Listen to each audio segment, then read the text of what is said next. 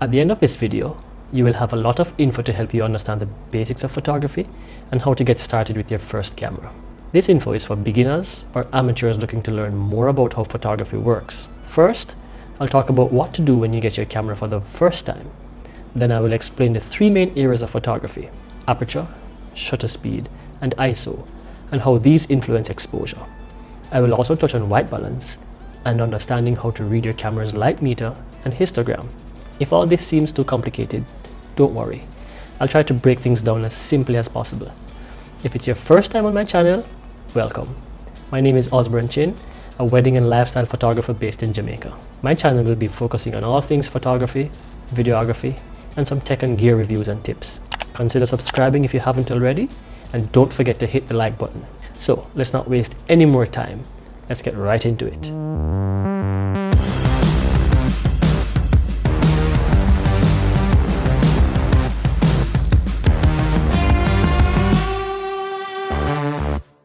These days, everyone considers themselves a photographer. They have the latest gadgets and smartphones with some amazing cameras. Of course, you can take beautiful photos with your cell phone, but if you want to advance to the next level, there are some basic things that you need to know right off the bat. You've bought your first professional DSLR or mirrorless camera. What now? There are all these buttons and menu options, things you probably have never heard or seen before. Don't worry, most people are usually very overwhelmed and tend to just put down the camera and go right back to what they're used to, their phones. But this doesn't have to be you. The truth is, it's a learning curve, and you have to give yourself time to learn. You don't have to have the latest and greatest camera to make great images. You just need to understand the basics of how the camera works and the main principles of photography. You will make mistakes. We all do when we're starting out, but that is how we learn and improve. So here are a few things to do the moment you take your camera out of the box. Charge your battery. You can't take photos with a dead battery. Make sure you have a memory card in the camera. You will need something to save your photos to. Attach your lens. Your camera will more than likely come with a kit lens. This is considered a standard zoom lens that allows you to see things at different perspectives, both at the wide end or the telephoto end or the more zoomed in end. Make sure you have some way to view the photos on your camera. There are lots of apps available to do that. Set the main dial on your camera to either auto or program mode. Yes, auto. This will give you the freedom to just go out and start taking photos. In these modes, the camera will do all the calculations for you, so you don't have to worry about the technical stuff. At least not yet. Have fun. Take photos of anything and everything around you. Try to see the world in a new way through that little box. This is the phase where everything is pure creativity and passion. Experiment. Pay attention to how things look on the wide end and the long end of your lens. You'll be surprised just how different things look from different perspectives. Try to determine which situation is more suitable for the different perspectives. And shoot, and shoot some more. Look at your photos, examine them, study them on your computer, and see where you can improve. And then go out and keep shooting. At this point, I think you're ready to dive in a bit deeper. If you haven't already learned the basics of your camera and the menu system, now is a good time to either read the manual or watch a few YouTube tutorials on your camera. So here are some of the basic things that you will need to learn and understand. Let's talk about focusing for a little bit. I should have mentioned this a little bit earlier, but focusing is very important. You always want your subject to be in focus and as sharp as possible. You can choose to either focus manually or you can use your camera's autofocus feature. I recommend using autofocus. Most cameras today have excellent autofocus. Some have a lot of autofocus points that covers the entire area of the sensor, while others only have a small amount of points clustered around the center of the frame. When you're just starting out though, you only really need the center autofocus point, as this is usually the most sensitive and accurate autofocus point. You may have heard of the term exposure. Exposure is simply the result of the image you have created. It represents the amount of light falling on your camera's sensor, thereby creating the image. You can have an image that is overexposed or too bright, or underexposed, too dark. There are three main things that contribute to your exposure. These three things combined are often referred to as the exposure triangle, or the holy trinity of exposure. These three things are your aperture, shutter speed, and ISO. Now your aperture. What is your aperture? Your aperture is the circular opening inside your lens and this determines how much light goes through the lens and onto your camera's sensor. Now, you can control how large or how small this opening is. A large opening lets in more light and creates a brighter image. A small opening lets in less light and results in a darker image. The aperture is usually indicated by a series of numbers called f-stops and can range anywhere from f1.2 all the way to f32 in some cases. Each of these numbers correspond to the size of the lens opening.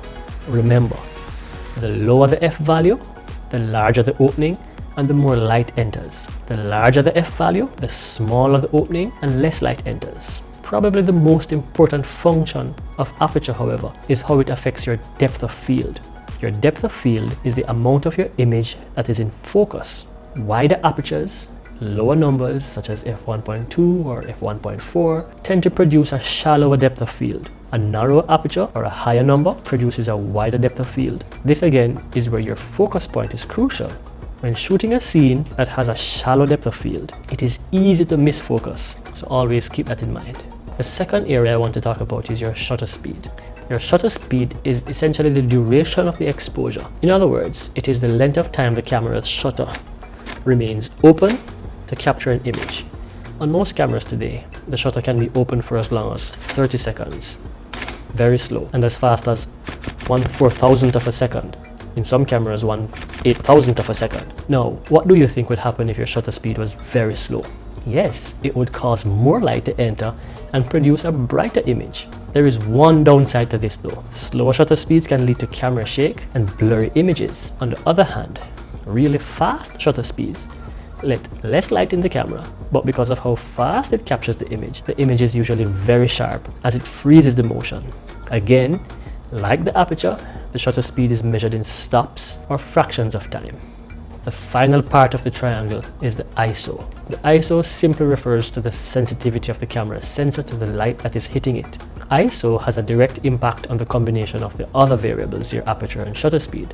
The higher the sensitivity of the sensor, usually represented in higher numbers, 6400, 12800, the brighter the image will be. The lower the sensitivity, usually in smaller numbers, 200, 100, the darker the image will be. The most important thing to know about ISO though is that the lower values typically produce cleaner images, while the higher values tend to produce more grain or digital noise in your images, thereby giving you a more degraded image. So remember, try to keep your ISO as low as possible for the best image quality. So, considering all the variables involved that we just mentioned, you should now be fully equipped to shoot in manual mode. However, if you aren't so confident in your skills just yet, you may decide to shoot in one of those semi-automatic modes like Aperture Priority or Shutter Priority. Aperture Priority, as the name suggests, prioritizes the aperture when you're making your exposure. You manually set your aperture for your desired depth of field as well as your ISO, and your camera automatically adjusts your shutter speed for a correct exposure. On the other hand, your Shutter Priority is very similar to Aperture Priority, whereby you manually select your shutter speed and ISO to achieve your desired image, and the camera adjusts your aperture for the best exposure. Fast shutter speeds freezes the action, for example in sports, and slow speeds show lots of motion, for example when you're creating that silky smooth waterfall effect. In these modes, you also have the option to either brighten or darken the image to your liking with the exposure compensation feature in your camera. Some cameras have a physical dial for exposure compensation, while other cameras use a button or a setting in the camera. Pro tip guys, remember, when shooting with slow shutter speeds, you will need some form of stabilization like a good sturdy tripod to avoid motion blur or camera shake. You may also choose to use the Auto ISO feature in your camera. This feature is available in both manual mode or in any of the semi-automatic modes I mentioned earlier. This allows your camera to adjust your ISO based on your other settings to give the best exposure.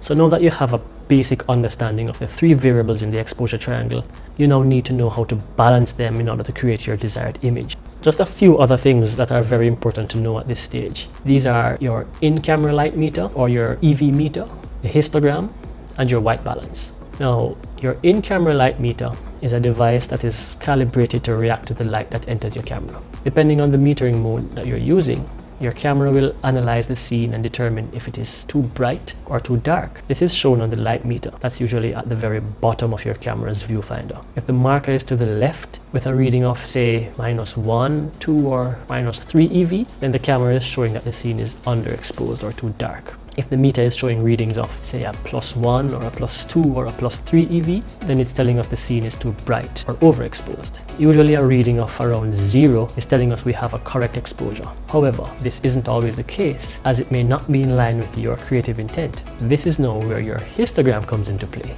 The histogram represents the tonal values of your image in graphical form. In other words, it shows the amount of tones of particular brightness found in an image, ranging from black or 0% brightness to the far left to white, 100% brightness to the far right. The middle of the histogram represents the mid-tones. This is generally where you want most of your image to fall for a correct exposure. Again, this all depends on your creative intent, but your histogram can tell you a lot about your image that your light meter can't.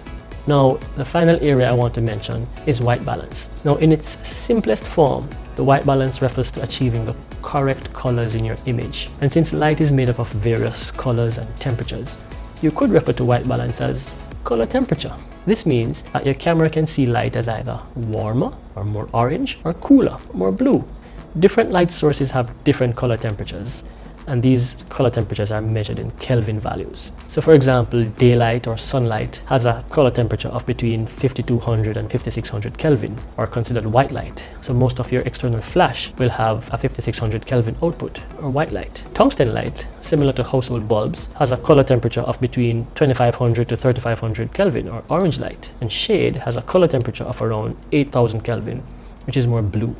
So in essence then, we use white balance to ensure that the whites in our image are white and the colors in our image are true.